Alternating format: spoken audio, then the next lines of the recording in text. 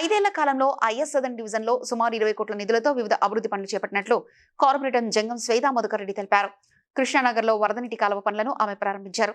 GHMC అధికారులు సహకరించుకున్న కోట్లాది నిధులు సాధించామని అన్నారు. ఈ కార్యక్రమంలో బీజేపీ జిల్లా ఉపాధ్యక్షుడు జంగం మధుకర్ రెడ్డి, రాష్ట్ర కార్యవర్గ సభ్యుడు అమర్నాథ్ రెడ్డి, రేణుకా మధురాస్ పాల్గొన్నారు. ఈరోజు ఐఎస్ సదర్న్ డివిజన్ లో ఏదైతే నాలా వర్క్ పెండింగ్ ఉండేనో అది స్టార్ట్ కావడం జరిగింది. 4 కోట్లతో ఈరోజు స్టార్ట్ చేయడం జరిగింది. 3 ఫేజ్ లో చేసిన వర్క్ ఇది లాస్ట్ ఫేజ్. ఇది అయిపోతే మా కాలనీకి ఇక్కడ మా డివిజన్ లో ఎలాంటి వర్షం వస్తే ఎలాంటి సమస్య ఉండదని నేను మీ అందరికీ తెలియజేసుకుంటున్నాను.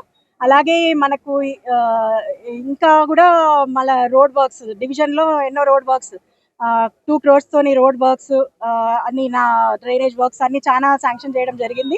అవన్నీ కూడా త్వరలోనే పూర్తి చేస్తామని అందరికీ తెలియజేస్తున్నాను. మేము దీనికోసము ఈరోజు ఎంతో కృషి చేసి ఎంతో కొట్లాడి తెచ్చిన ఫండ్స్ ఇవి. ఇక్కడ ఉన్నటువంటి సమస్య ఏదైతే మేజర్ సమస్య ఉండేనో, ఎన్నికల్లో మేము 2020లో ఎన్నికలకు వెళ్ళినప్పుడు మేము వాగ్దానం చేసినటువంటి ప్రజలకు మేము గెలిచినాక తప్పనిసరిగా ఈ యొక్క సమస్యను పరిష్కరిస్తామని చెప్పడం జరిగింది.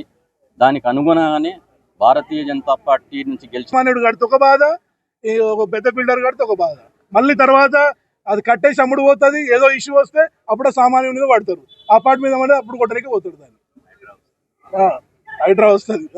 ఒకటి మేము మీ అందరికీ థ్యాంక్ యూ, ధన్యవాదాలు అంటున్నాం. ప్రతి కాలనీ వాసులకు ఐఎస్ఎన్ డివిజన్ వారికి పేరు పేరున వందనాలు. థ్యాంక్ యూ, ధన్యవాదాలు.